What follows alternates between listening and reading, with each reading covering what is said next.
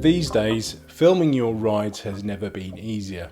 I mean, we all have cameras on our phones, and with small 4K action cams, the results can be pretty impressive.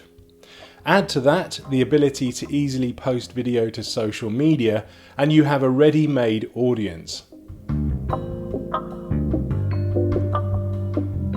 Us cyclists film our rides for a whole load of reasons.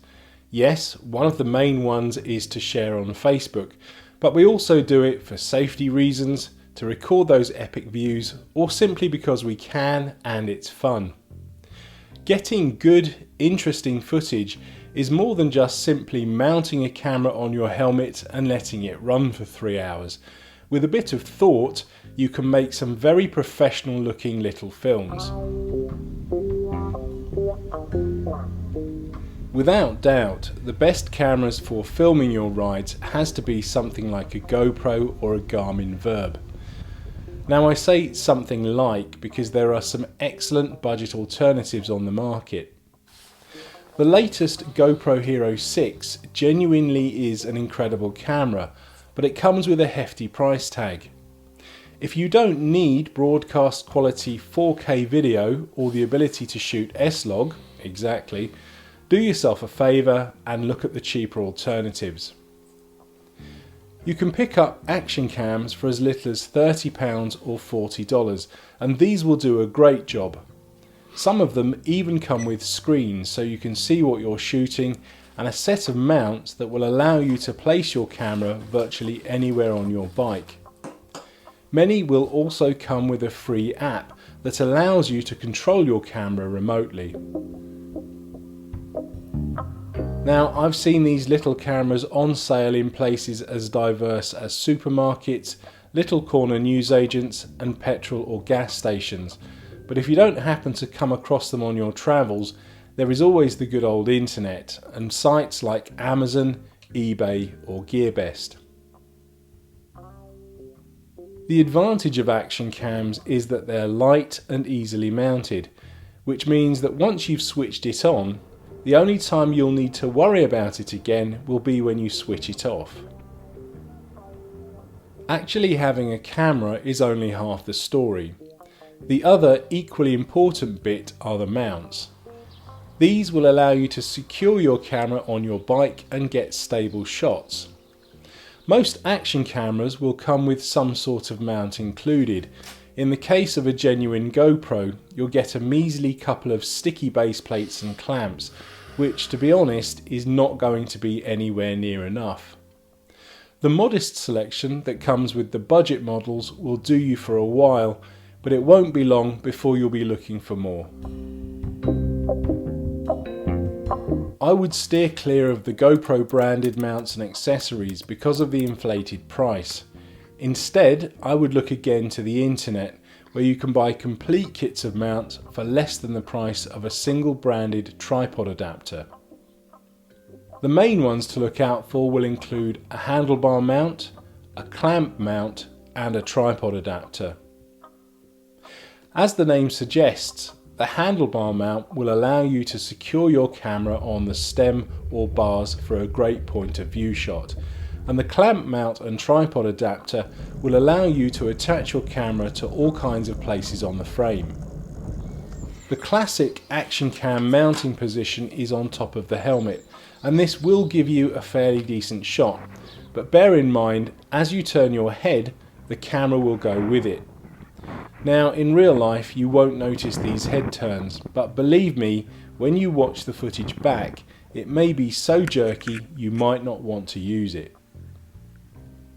After a while, you will notice the weight of the camera on the helmet as you ride. It will also throw the balance out and quickly become very uncomfortable, so use this position with caution.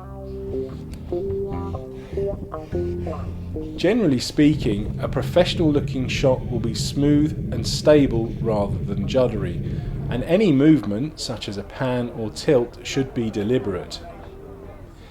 It's also a good idea to try and get the bike in a small part of the frame to show that you're actually cycling. This will also add a little drama to your shot. To make your films interesting, I would suggest getting shots from as many different angles as possible, although I know from personal experience this is far easier said than done. Stopping every 10 minutes and remounting the camera on a different part of the bike is very time consuming, and it will disrupt your ride, so you might not want to have a camera on your bike for every single ride that you do. Third-person views are slightly more challenging. One of the tricks I use is a mount I've made myself from plastic water pipe. This gives a fairly good front and side shot, although you do look a bit of a numpty when actually riding. And for passing shots, you can use a homemade monopod from a telescopic selfie stick, I got mine from my local pound shop, along with a small piece of sharpened plastic water pipe. This packs down small enough to be carried in a jersey pocket and can be stuck into the ground by the side of the road. Once you've set it up, you will have to ride away and leave it on its own for a few moments before you ride back past it again, so I would suggest only doing this on quiet roads with very little traffic. Wherever you mount your camera, it's very important to frame your shot carefully, so use either the built-in screen or the viewing app on your phone. The last thing you want is to have 10 minutes of you with your head cut off, or 3 nanoseconds of only the bottom of your wheels going past the camera. You can also get some great footage by taking your camera off the bike and getting shots of what happens when you aren't cycling. So for instance, at a cafe stop or when you take a break. You can do these by simply hand holding your camera.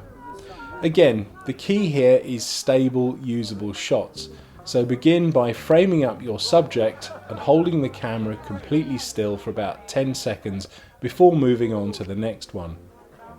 If you want to do a move such as a pan or tilt, start with a steady 10-second shot, do your move, hold it steady for another 10 seconds and then reverse the move. That way you'll have several shots for the price of one. 2 steady shots either end of the move, and the move itself in both directions. So that's the basics of filming your rides. I will be making another film showing you how to edit your footage in the next couple of weeks, so please stay tuned. If you found this film useful, please like and share, and if you'd like to get the most out of your cycling, please consider subscribing for my regular weekly uploads. Thanks for watching.